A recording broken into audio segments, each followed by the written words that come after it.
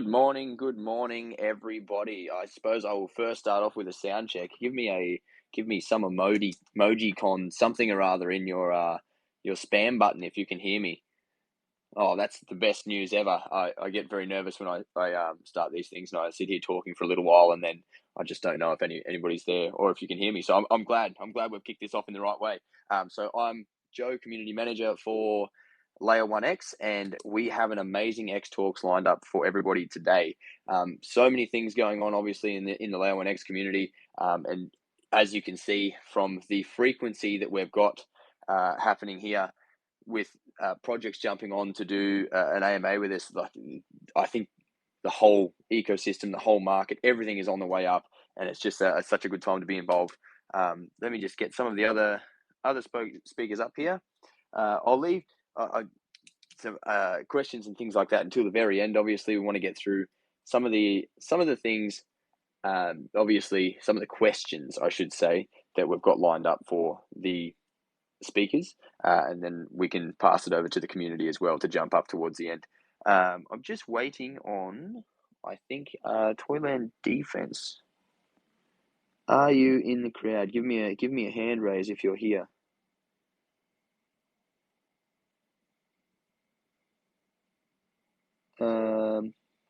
And just put your hand up so you can speak.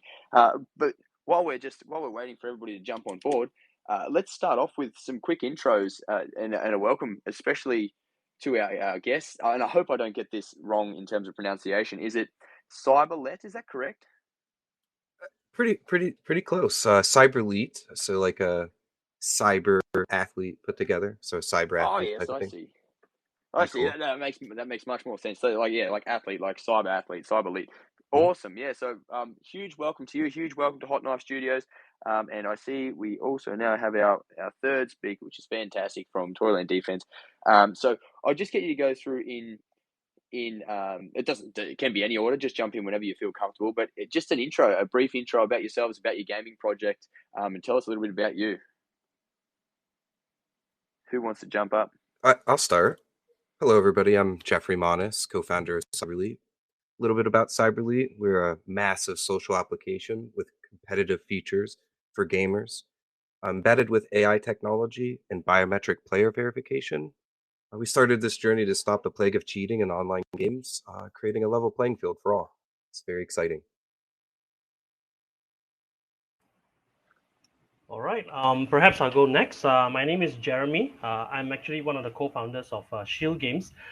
Sorry for being late. I missed the link just now. So we are building a Web3 mobile game called Toyland Defense. Actually, in pre-registration mode right now. We are in Google Store, and we'll be launching in both Google Store and iOS, hopefully by May this year.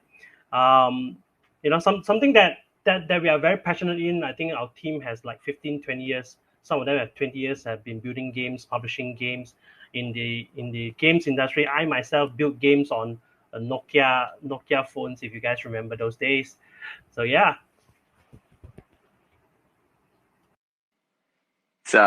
It's funny you say that, like speaking back to Nokia games days, in my head that doesn't seem like that was that long ago, but I suppose it really is. So thanks for bringing us all back to reality with that. Mark, if I got you there. That's real funny.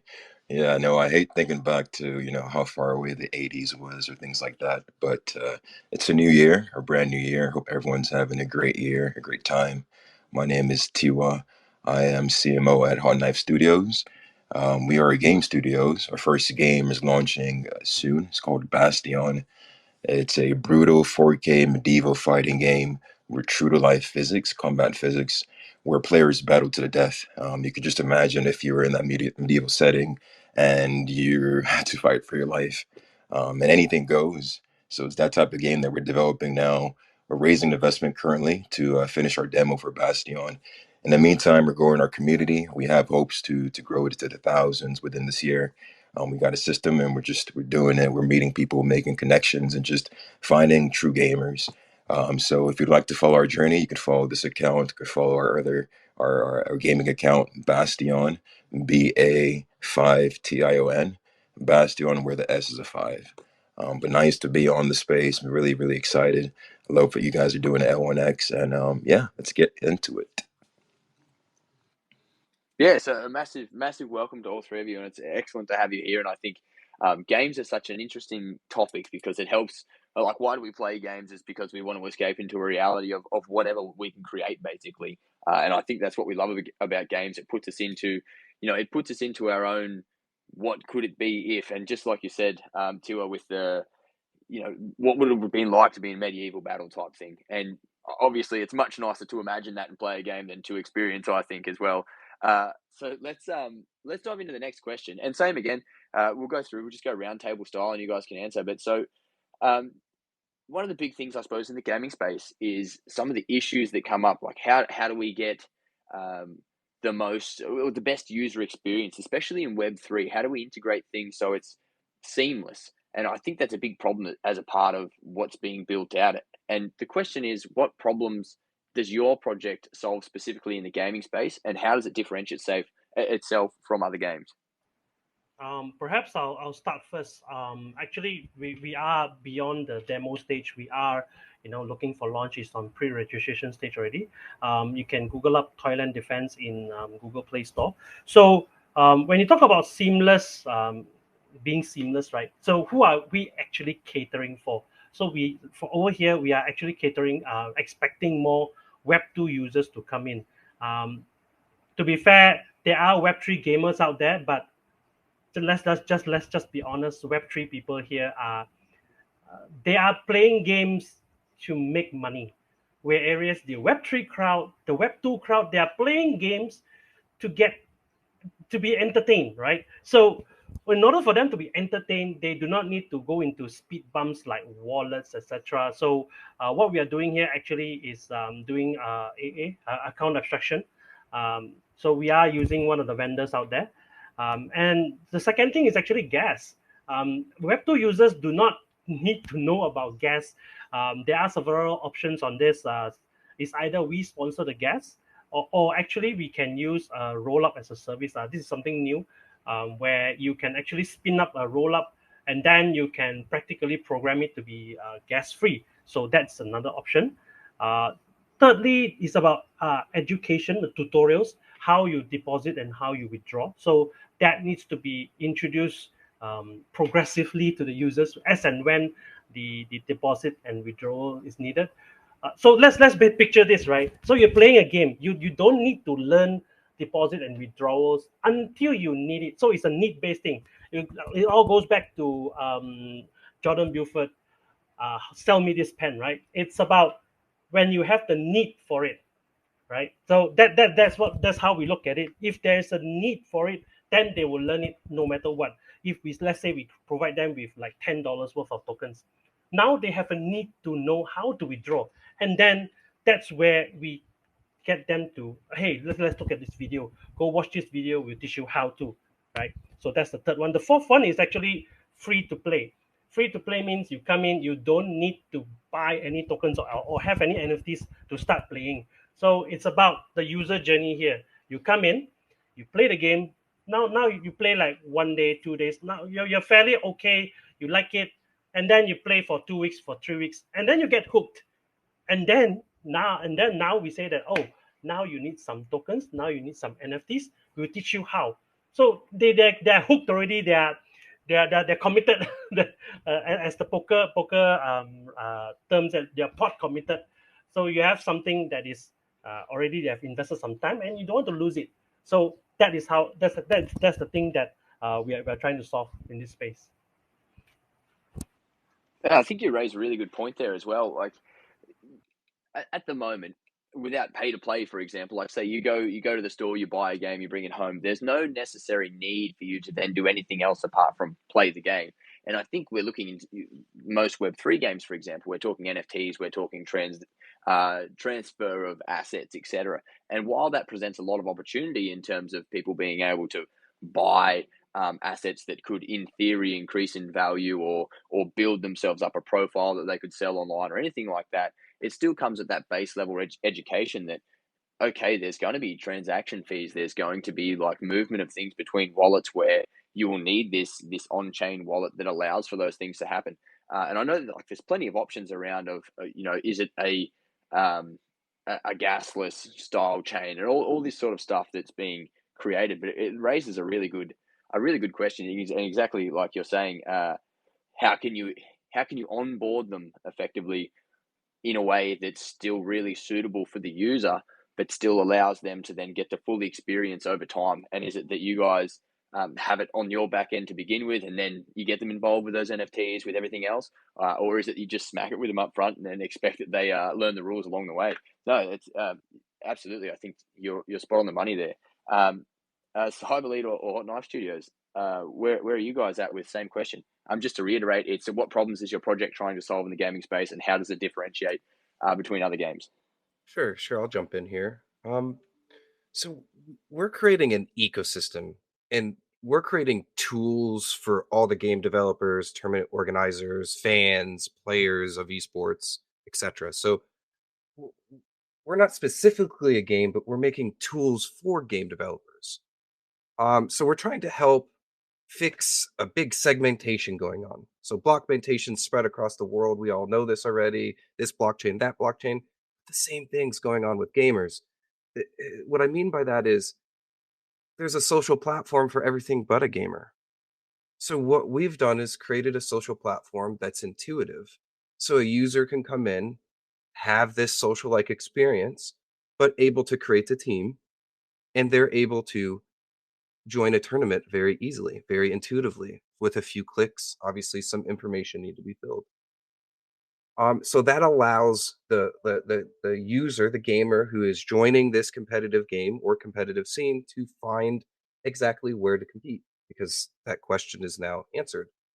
We're trying to solve that for people to have a home. At the same time, we're rewarding users for contributing their data. We're making gamerpreneurs. So as you're playing on our platform, you're contributing to our AI systems. And as you're doing that, we're rewarding you Leet token for doing that. And Leet token is our utility token for the whole platform. Pretty cool there. One of the cool things that we're implementing and over the next months, we're trying to create and implement smart contracts or smart accounts. Pardon me. And smart accounts are the new initiative 4337 EIP. And this is a hurdle for onboarding. So onboarding users from Web2 is hard right now because they don't really want to deal with the wallet stuff. So what we've researched and done is figured out that you can make a smart account and tie an email to a Web3 wallet, so a user can recover and do everything right from their email. We're implementing that stuff as of today. We're getting that stuff done, so more users come in. They don't necessarily need to know everything about Web3, but they can learn, and there's a starting point. That makes perfect sense, and I see that a lot in the Layer 1X journey as well, where we're getting so many new users that are coming in that are not crypto native, and for all of us that are, and probably most of the people realistically on these spaces right now are probably crypto native to a sense, and we understand how things work and where things are, and the nuances of being able to transact on the interfaces, and that's hard though if you're coming from a Web2 world where it's usernames and all that sort of stuff that you log in with. It's not wallet addresses. It's not passphrases and things. So there is I think, a need for that adoption uh, learning curve to get people in and across the line. But it's very cool to have that setup exactly as you said for the Cyberlete. So there's plenty of real world stuff for athletes, and I think that the perception is that people that are online playing games aren't social, but that's not the case at all. Massively social. Like, that's probably the most I've ever talked to people is playing online games, and having a space for them to be able to go. I think that's brilliant. Hot Knife Studios. Absolutely. I mean, I would just echo what the other guys have said, really just seamlessly integrating and onboarding Web2 users. Of course, that is a dream, but it's good to see that the focus has kind of shifted. At the beginning of GameFi and Web3 games, it was really just kind of focusing on Web3. And although that's nice, I love all you guys, but it's a very small market compared to the outside market. The gaming industry is on par to do 500 billion in the next 4 years. So just focusing on all those people. I mean, there's a gamer in every household at this point, and in the Western side at least. So there's a lot of potential for people who would like to play fun games, and that's what you have to keep in mind: play fun games. Unfortunately, the people coming to play your games, your target market, that they don't care about the technology. And I say that, with a smile, because I know being in Web3, we talk about technology a lot, and technology is awesome. It's what drew a lot of us to blockchain. But snap out of it, you're building a game. Gamers want to play something fun, so develop something fun, get it tested by your target audience, and get it confirmed that it's actually fun. They want to spend time playing it. They want to spend hours playing it. They want to share it to their other gamers' friends. And when you do things like that, the other things would just come and begin to work. The Web3 integration, when you see things in your game that you can improve with Web3, you can add it, like the economy system and things like that. But when you just focus on the game and making it fun for the audience you're trying to integrate to your platform, everyone's going to win. And it sounds very basic when we say it like this, but you run into a lot of the games currently that are pitched, and it's like they haven't gone back to square one. The games aren't fun in the beginning, so nothing else matters. But yeah, just to answer your question. Yeah, and you're absolutely right with make it fun. And when I say that from a psychological point of view, you could have this amazing game that has the best graphics, the best tech, and all that sort of stuff. And then you look at some of the most popular games downloaded, and they're things like Flappy Bird and stuff where it's minimal input, right? It's just you tap the screen and the bird goes up or down, and you're just trying to get through the space, and people will play that for hours and hours. And like from a perspective, we look at that and go, well, that's low effort, high reward. But also, there's a lot that goes into that in terms of, I suppose, human psychology. Why is that the most entertaining thing? And it's because it's challenging and it's fun and it's simple to play. And that's something I think needs to really be taken into account as well. Is we have this amazing technology, we have this huge capability, but we need to stay at that base level, which is what we're doing still an enjoyable experience for the user? No, excellent, all excellent points from all three of you, and it's yeah, fantastic answers. To continue and build on those questions, so Web3 gaming and helping games work together on different platforms, what problems need solving? And obviously, just to clarify, we have this really unique opportunity now where we have the ability for games to be interactive with each other. So you could have, for example, NFTs come across different platforms or whatever. So what are the problems we see with that? So just to go over the question specifically again, how does Web3 gaming help games work together on different platforms, and what problem needs solving? Perhaps it'll come back to me. Very frankly, we would like to cooperate with games, probably in AMAs and talks like this. I think this is great. Shout out to you guys. This is actually one of the ways that we can work together. We share insights. We share, we talk about the topic itself. Definitely, we can do cross token or cross NFT utilities. I mean, if let's say, for example, game A can actually read game B from a different company, NFTs, and then they get a discount of some sort, or a free season pass, or something like that. But more importantly, we are looking at beyond just cooperating between games. We are looking at actually NFT projects who don't really have utilities yet. Say, for example, I think BAYC started without zero utility other than they get together, and now they have the other side. So we are looking at that. So we are looking at NFT projects who already have the community, but they don't have a utility. So we can provide for them. Hey, look, come in. You have your Pudgy Penguin, for example. You come in our game. We have a penguin character. So if you come in, you hold a Pudgy Penguin NFT, we will give you a free skin. So something like that. So I would say the best way is for each of us to tap into each other's communities, whether it's a game or it's an NFT project. Frankly, NFT project has a much better success rate here. So again, looking to onboard NFT projects down the line, showcase their PFPs, showcase their, we can make a game model game skin over for their project. Yeah. Well, 100%. I think what you say is true. We're not limited in what people want in terms of one game. They're not going to stick with one game forever. So how can we make it so that those games could share assets so they could go across? Like, it's not like they're competing. You could play a game that might be a fighting style game. You could play a game that might be an adventure style game. We're not limited in what our wants and desires are to play these games. And being able to share assets is definitely a huge step forward. Do you need me to repeat the question? I know we get a lot of talk in here. I can jump in. Yeah, perfect. Cool.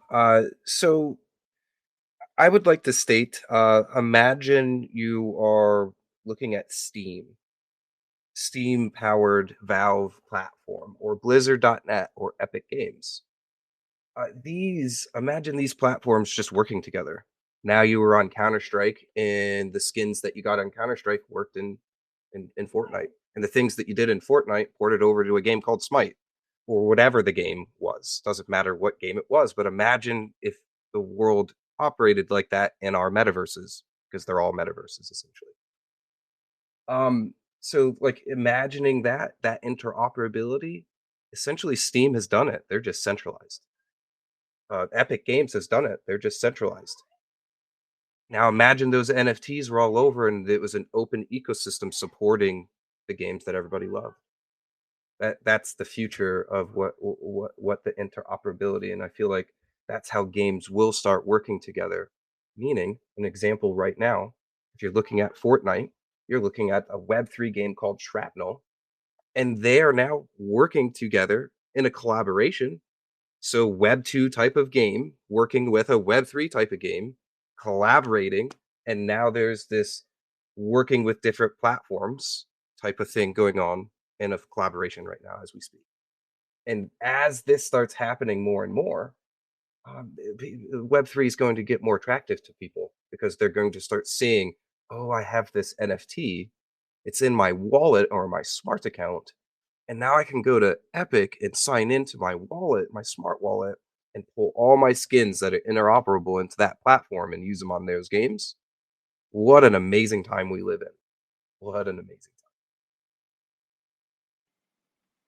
Oh, for sure. I think that's the experience, right? It's you spend so much time to collect these assets, and then at the culmination of the game, then they're gone, and that's it. And you get the new game, and you start again. You get the next version, you start again, or you swap games because you're looking for a new experience, and you start again. But what if you could take some of that stuff and just transfer it over? What if you could have your cake and eat it too, so to speak? Like I think that opens whole new gates and borders that we can cross for just increased game experience.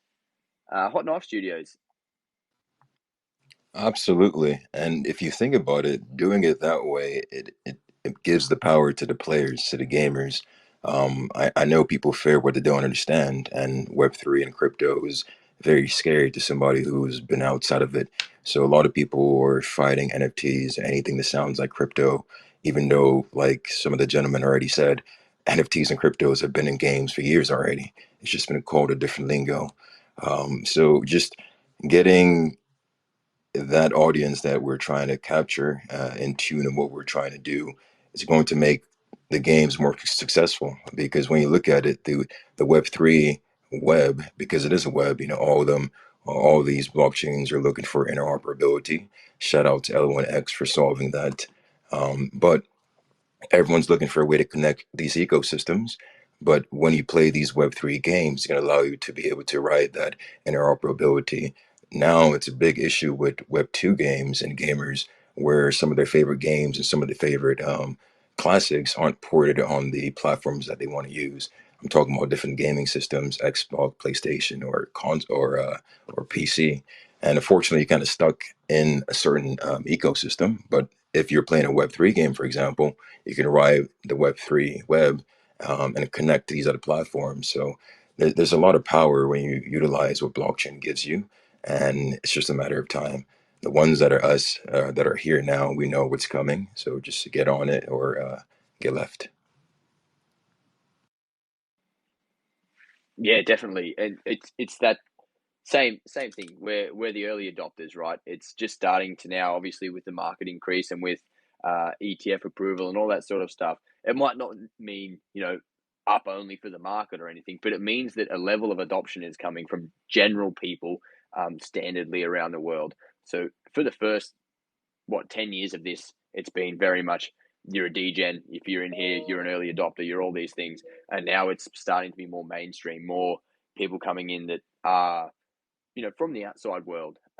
Which brings me, I suppose, into the next thing, which I think is a really interesting topic and hugely prevalent in crypto games specifically, and it's in-game economies. And we've seen, some real ups and some real downs in some of the on-game or in-game platforms surrounding crypto recently. Seen massive ups and massive crashes, huge, I suppose, huge amounts of people getting involved because they are, whether they're chasing the dollars, whether they're chasing the engagement or the thrill of playing the game itself. Is it just that, like, in terms of in-game economies and what's building around that, knowing that there is generally a token attached which has a monetary value? What challenges do you see, knowing that this is something you have to cater for? Whereas in a Web2 game, for example, like let's say you're playing like Call of Duty or something like that, you're not worried about the Call of Duty token because it's not a thing. How do you see that? How do you see that in your games? What challenges do you now have knowing that token will have an equated value? Let me start on this. Perhaps you can take a look at CS:GO and their skins. So that actually is it's actually an NFT, for example, because those things goes to thousands of dollars, and they get traded very often in the space, scams happening, etc. So I would say this problem is not prevalent to Web3 games only. Anybody remembers the Diablo 3 auction house? That was, to me, that was one of the most fun things that I can do in Diablo. I spend half of the time farming, half of the time just browsing through the marketplace. So this thing is not new, but having said that, I would refrain from telling anyone to speculate on all this in-game economy stuff. So again, most of the companies, game companies now, they are all looking at more towards the Web 2.5 rather than a full Web 3, where there are still a large chunk of centralized stuff versus the decentralized stuff. Say, for example, in-game economies, you try to corner the market on a particular NFT of a particular unit, for example.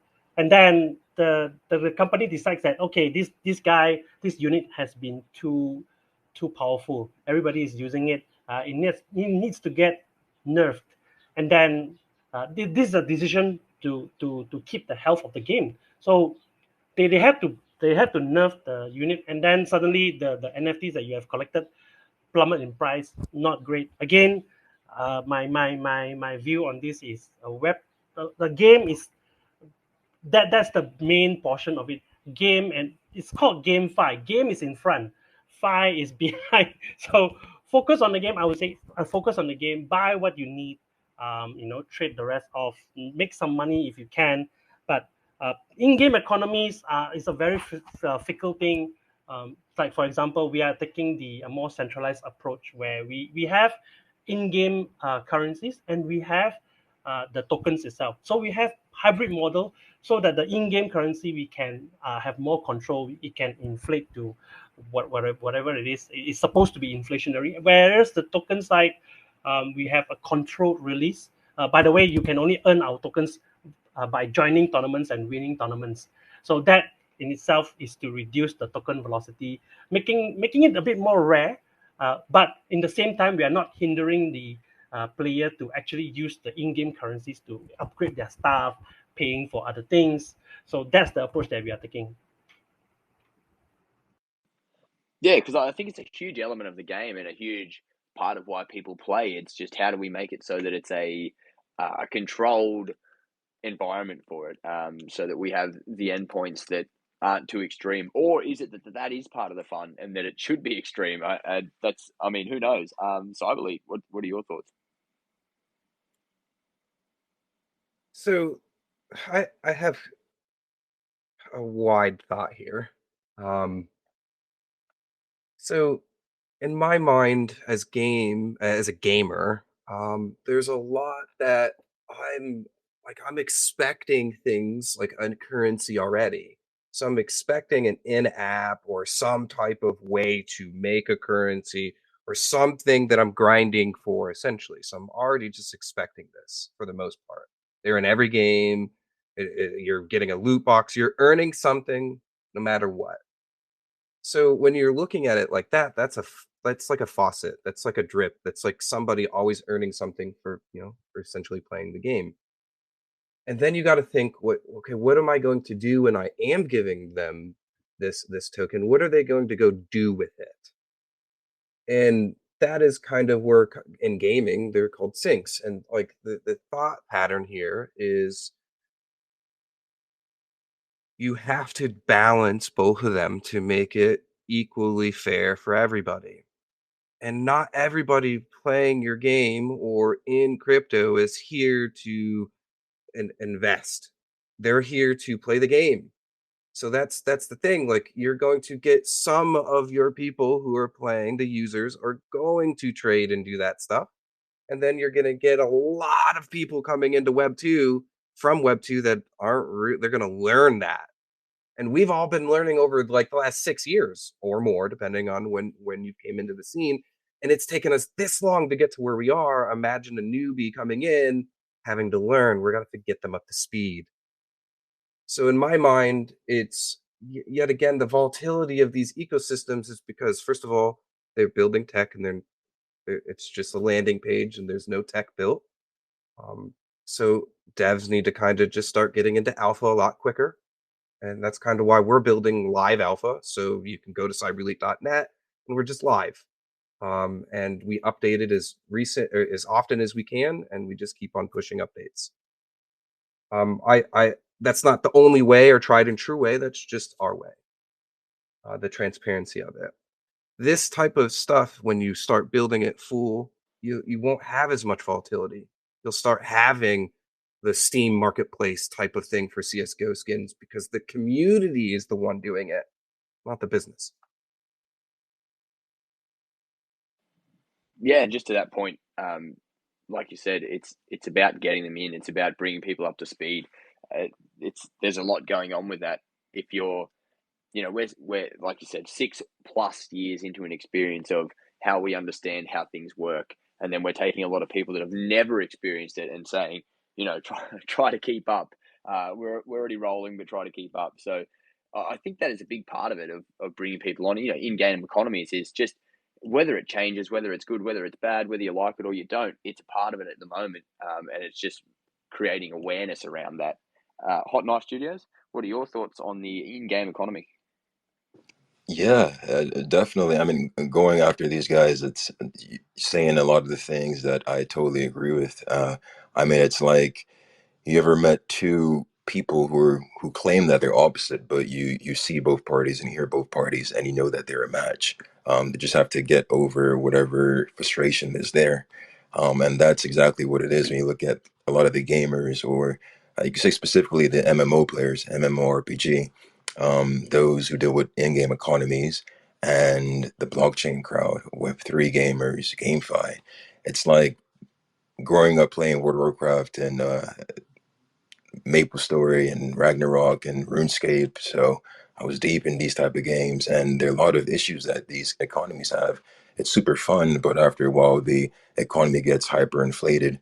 If you've been playing it since beta or alpha, you have a huge advantage, and you kind of just dominate these type of games. And a lot of things that could be manipulated in these games, like buying cash or buying gold outside, and a lot of things that ruin the fun of these type of games. But blockchain and the economists that are being drawn to the blockchain are exactly what would solve this type of issues. So it's just a merging of the minds that's going to happen over time. A lot of the people now in the current space that I've had the opportunity to rub shoulders with, they're just extremely talented.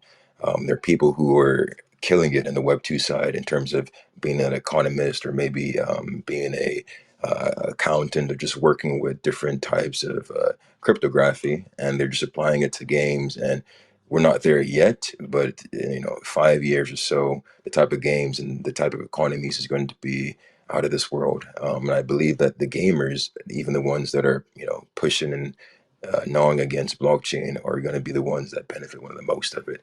Because a lot of those games that I mentioned in the past that have been ruined wouldn't be that way anymore, and it's going to be a more immersive event. I think that speaks to the base level of crypto is, I suppose the word is equality or fairness or evenly distributed or decentralized. All those words sort of tie into the same thing, and it allows for that large scale community involvement at all different levels where we can get, one is one, as opposed to coming into the game very late and getting wrecked, as you say, which I think is that's a huge thing. It's very hard to get up to speed with people that are there early, but maybe this creates a sense of level playing field for everybody at every stage of the game, which I think is absolutely awesome. To build on that, we have so another question around, and this is around digital identity and how people attach themselves to an ID. So I think it started really early, for example, with PlayStation, Xbox, a computer itself, games where you have a clan tag or you have your own user identity that you're known by, and people will then just refer to you as that when you're online. That's for all intents and purposes your digital identity. If we're just to be very specific about the question, how do you include? How big of an issue is it for you to accommodate a common digital identity, which includes assets, data, anything that's attached to that digital identity itself? How big of an issue is it to accommodate that incorporate it into your games or gaming platforms? For us, we actually have like two more titles that's planned along the way, and we are actually using the same tokens, and there will be cross compatibility between our own games using the NFTs. So having an identity is definitely quite important, so that you can you can use your same account. It exists over all three games. That being said, whether it's going to be a DID or not, it's up to debate. Because for us, we are expecting like 70-80% of our gamers will come from the Web2 side, and having a DID might introduce another layer of complexity. So we are going to take the wait and see approach. See whether the DIDs is now is going to be widely adopted. I mean, it's being touted largely, but whether there's a big adoption, we're still waiting for it. Again, a games company have too many factors involving to survive. Other than, and we do not want to shake the boat and introduce too many things upfront. I'll be also very honest here, because our Web3 crowd, probably like 20-30% are actual, will be hardcore gamers. The rest will come from Web2. So for us, wait and see. We can always develop the DID when the second game comes out, 9 months, 12 months after this.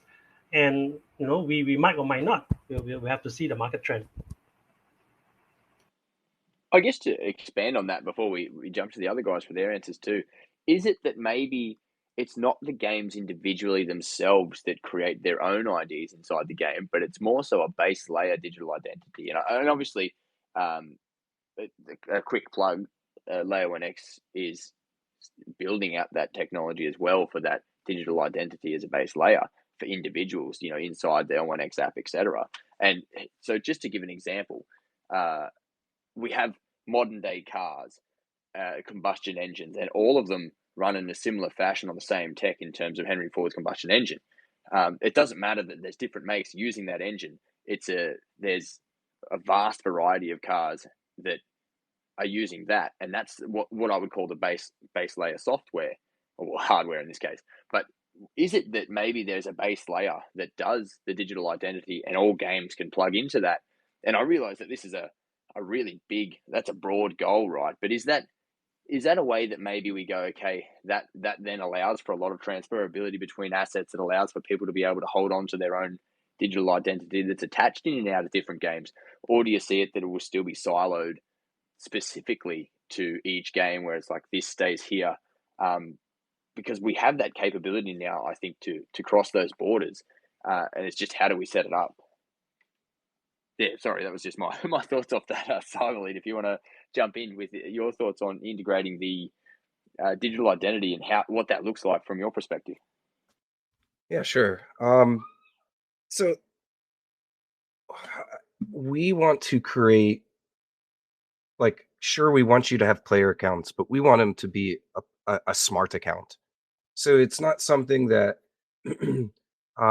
that we're going to have full access to and save to this decentralized place as like in a Mongo or some SQL stuff. We're trying to build it in such a way that it's on the ledger or on the blockchain, or it's securely owned by you as the user. So your data is all yours, and your identity is all yours, and everything that is on the platform belongs to you. You give us access to that, and that's what gives the rewards to you. So essentially, we want you to own all your data, and we want you to have this base layer digital identity, but it's safeguarded as yours. um so kind of like a biometrically verified system that we have for our competitors. That is our partners who do that. They save everything on the user's device that needs to be hashed out, and the rest of the information stored on blockchain. So essentially, yet again, your biometrics are safe, and they're not, like, essentially not being everywhere. So it's another, like, thing that we've done to verify humans and use blockchain to validate where other KYC measures can't. So in this base layer digital identity, I really do think it's a great thing, and I believe that the hardened truth here is that if you can do a great UI UX that is very simple to understand, that ties wallets to a user's email, you are going to have a better time onboarding the users and getting them a base digital energy or digital identity. Oh, I have to agree. And we're so tied, I think, to our email as our username now. It's our login for so many things, whether it's the email itself, whether it's other gaming things. And the recoverability, I think, is a big thing because we go through, we forget our password every day of the week.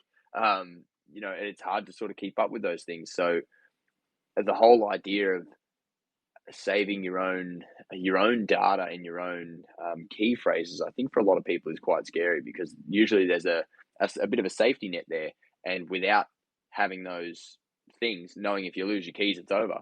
I think for a lot of people that's a very scary journey, and it's how do we make it so that everyday users feel safe, secure using it, knowing their data is safe, knowing that they're safe online, but also can get the best experience out of it as well. Um, Hot Knife Studios, for digital ID, how do you see it?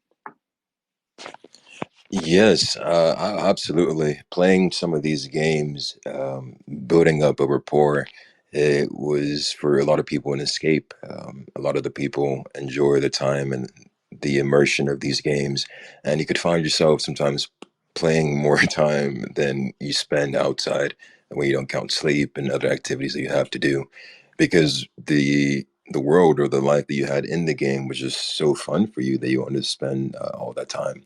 But what happens is that over over a period, there is like a ceiling, and a lot of people end up eventually leaving the game or doing other things. Why? Because they can't make sense of the hours that they put into the game. The game might still be fun, but it's just so many things that make that feeling of that immersion a little bit more detached. But now, if you're able to have that digital identity connected to these accounts, these players, it makes the whole thing completely different. Now you're not just a character that dies in the game and that's it, and that's where it stops. But you are more connected to like a brand and where you're able to go and what you're able to do and the worth of the actual game time you're putting into the game. So there are a lot of connections, a lot of positives, and a lot of benefits, I believe, for brand identity and just the Web3 games in general, and a lot of attraction from these people who have made a name for themselves in Web2 games when our games become fun enough. So that's how I feel about that.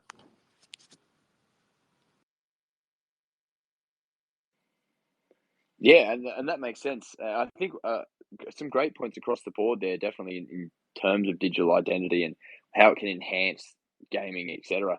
I've got some correspondence from our CXO, and he's got a question here, and I love this question because I think it's very pertinent, and I have been wondering this myself, and I think this is a big thing for games is how do you make this work? Which is so this is a multi-parted question, so please just bear with me. So are NFTs specifically a large part of your game? So obviously we've got a lot of different game types that exist in Web3 or that are coming in Web3, and let's say there are NFTs in there. There's skins, there's weapons, there's tools, etc. So the question is, how do you regulate what NFTs are allowed inside the game and not allowed inside your game? And as an example, it would be, let's say you're playing a medieval game and you've got your swords and your axes, full like cloak and dagger type thing.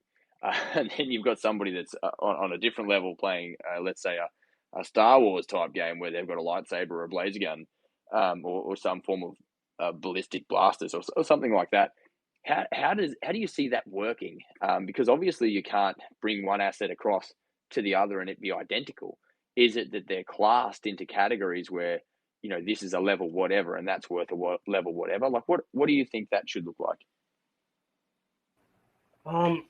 Actually, for me, well, I think obviously those are two different games, probably from two different companies. So if there's, to me, if there's some sort of cooperation, right, you can actually read off the metadata and of the NFTs from the other game and convert it into something meaningful, like generate a new weapon in the medieval game, for example. So so that is one. To be very honest, probably that is one of the low hanging fruits. That's one of the easiest. The higher one will be to have to incorporate into the user generated content. Let's say, for example, you have a medieval game. You are able to generate maps and play styles. So you can actually incorporate that blaster into that custom map, and everybody can use the blaster, for example. Now the medieval game suddenly becomes a time travel team, and then you can create stories on over it. So I think something that we have not touched is the UGC part of games, where I feel that it is also a huge thing moving forward. Why Roblox is being so much being played, and Minecraft as well. It's all about UGC, and if we can incorporate that, then we can have blasters, time traveling. You can write a story on it, give everybody a blaster, perhaps have a laser, lightsaber or something like that. And that actually is a very good idea moving forward. So, but there's a lot of thought needs to be put in. It could be a custom map. It could be even incorporated tournament. Okay, this week we are featuring this map, this custom map as a tournament.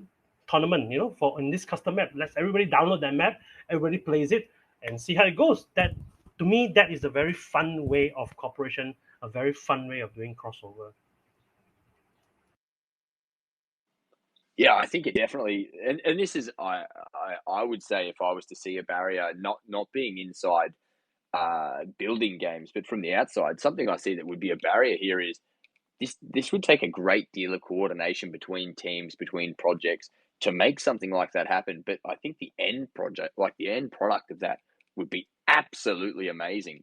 It's just how do you facilitate something of that magnitude? But that's probably a question for another time. Cyberlete, how do you see NFTs? Do they work inside your ecosystem? Is there something that's transferable like that? Is it more like how does that look for you? So in the Cyberlete ecosystem, we do NFTs, but we call them non-fungible trophies. So our idea is to make a trophy system that users who are doing our leagues and or tournaments or events, depending on um, what it may be, actually go through the league, tournament, or event, and now they earn a trophy that has a purse tied to it or a key to something. It unlocks stuff within the platform that you have to earn. So you don't just like get to the pro scene. You got to go from the open scene all the way up to the pro scene by earning the NFTs to unlock it. So it's not just like Cloud9 gets invited to the pro scene automatically. They have to essentially work through their way up and get there. That's how we see the NFTs on our platform. At the same time, we want to add some type of crowdfunding to it too. This allows like our NFCs to allow the community to come in and add more prize pool to the said tournaments tied to the NFT, that when the smart contract runs, say the purse gets done because first place, second place, third place needs to be distributed, that automatically distributes. Boom. Now those teams have their token, and they didn't have to wait 6 months, a year, 2 years, 5 years, never get paid, whatever their answer is. This is including the broadcasters and your streamers too. There's a lot of broadcasters out there that do a lot of work or a lot of marketing, and this allows uh, that to come out. Absolutely, and let's continue on that vein. Hot Knife Studios, your take on NFTs in oh well, same question to bring it back. Yeah, same question as before. Definitely. So, like in our ecosystem, in our game, we call them digital assets. But talking to the homies, talking to the Web3 crowd, so we could just use the NFT lingo here. We all know what we're talking about. But when you look at the people who actually did it correct, the people who have done it the right way, you look at Reddit, they nailed it with their digital avatars. Everyone and their mom using the platform was running to get them, and still do. But they're just NFTs connected to the Polygon blockchain. But in our game, NFTs or digital assets will be in the same vein. Rather than just a tradable card, it's something that um, levels up your character at the game, your bragging rights, essentially. Because it was real cool to get and roll a nice item in like World of Warcraft, and win a nice item from a boss, something like that. But again, there was a ceiling where the bragging rights stopped. I mean, you couldn't go on Facebook and brag about the item. I mean, you could, but it wasn't that cool. But if it was an NFT now, that's different. This NFT could be worth X amount of money because of how rare it is, and it's something now that pulls you out of the game, but still keeps you in the game and gives worth to everything you're playing inside the game. So a lot of benefits, a lot of things to use NFTs for in terms of making your game more secure and tradable. There's just so much to talk about. But yes, NFT is a huge benefit for games. It's just finding the right way to frame it. Unfortunately, because of the time we're in, you have to use different type of words and say it different type of ways to not upset type of people. But yes, NFTs is going to be a big part, and already is a big part of gaming. Yeah, great responses from everybody. It's such a huge topic as we've alluded to. It you can't condense that. We can't condense this into an hour. And I'm very conscious of everybody's time. I know you guys are building it. It's time is what we need to continue grinding forward. So I just have one last formal question, and then I'll get you to do a closeout statement, if you will.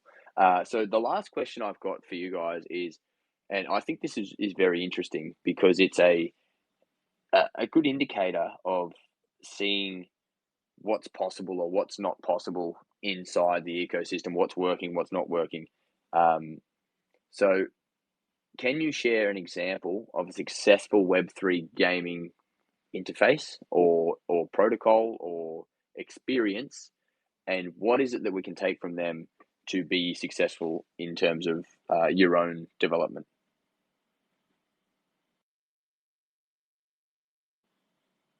I see we've we've lost Toyland Defense. I think he's trying to get back in. So, Cyberlete, if you want to start while I try to get him back on stage.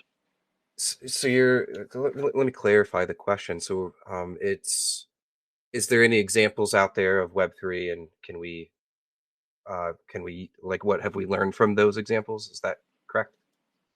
Yeah, yeah, I think that's perfect. Like, what do we see out there that's already successful in terms of Web3 gaming? What can we take from that and amplify or move forward? What are some of the learning things we can take from that?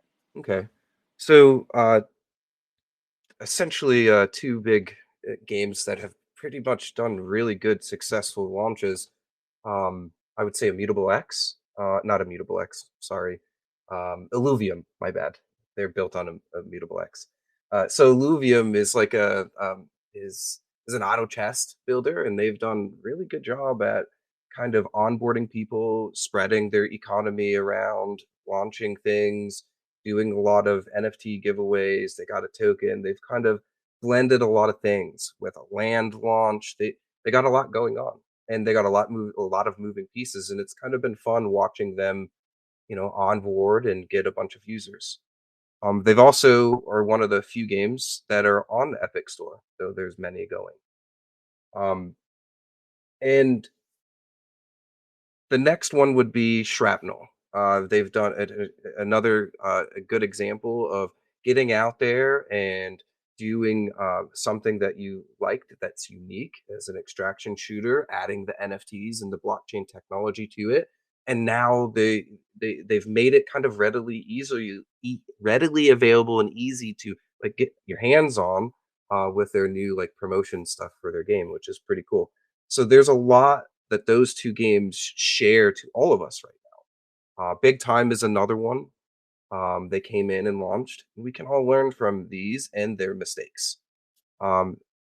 So I haven't really done a lot of diligence on their mistakes. I just want to harp on their positives though. So as of now, um, they've brought a lot of traction into the scene, and that that is a good thing. At the same time, they've come in with AAA development games instead of these not built games for people. And the other side of gaming on DeFi, which is GameFi, what they call it, which is like staking an NFT and not really playing a game. So they've evolved the scene, and I'm happy to see it. Yeah, great response, and that's it. It's not necessarily about saying that this is the best thing out there and go and check it out or anything like that. It's more so saying, okay, we've seen some success from these things and we want to amplify that, or we want to increase that, or we want to take some of those aspects and put them into ours, because I think that's part of every good development, is knowing what has worked, what could work, or what didn't work. And it's not looking at it negatively, but more so looking at it from the positive side of how can you put the spin on it to be most effective for your own project. Yeah, do you? I know Cyberlete gave us a really good wrap up there of a couple. Hot Knife Studios, Toyland Defense. Do you guys want to throw one in there, or are you happy to jump to a wrap Oh up? yeah, actually, I would look at survivability. If you look at XC Infinity, they are still alive. People, they got back last year in the YGG event, like 80 plus thousand Philippine users actually came on board and went on to their new platform. So longevity, survivability. Take a look at Gods Unchained again by Immutable X. They have been around and they're still around. They still have players. Um, I do like people like Shrapnel, Illuvium, Delysium, for example. But again, yet they haven't been in the market long enough, I think, but they have been developing like for 2 years, for example. Shrapnel has been developing for 2 years. I'm more concerned about the game's survivability and profitability, because at the end of the day, we are here for a reason. We don't raise a bunch of money just to waste it all and get them traction and whatever, but don't survive and don't give back the money to the investors. To me, profitability remains a very big thing. Even Axie Infinity, their tokenomics wasn't great, can't survive the test of time, but the game does. Um, Gods Unchained, we still have players in the prices of the NFTs still maintains at a level. So that's what I'm more towards looking at. I highly, because Web3 is a highly ever changing space. We don't really prefer to build games that takes 2 years, 9 months, 12 months, perhaps. That's why our games are more towards mid-core or casual to mid-core level. But the game, by the way, our game is actually more a strategy, more of a tower defense strategy, 1-on-1, 2v2, 1-on-1, and that's it. We at the end we will to me we will to as a young studio that we came together with a bunch of experienced guys. We don't want to take too much risk. I think we have to balance out the risk as well. Taking things produce fast, fail fast if that's needed. Pick up, but get the traction in, and then we can reiterate and launch more games down the road. So that's our goal. Yeah, perfect. And Hot Knife Studio, did you have anything you want to just throw in there before we cut to wrap ups? Yeah, I would just make it short. It's really interesting that you asked about Web3 games that you could just name currently that are kind of doing it the right way, to shout out. And the ones I had in mind were the ones that were said earlier, Big Time, Shrapnel, and some others. So it's interesting because it's so early. There's not that many to choose from. I say unfortunately, but that's just the case. In some years down the road, there's going to be plenty.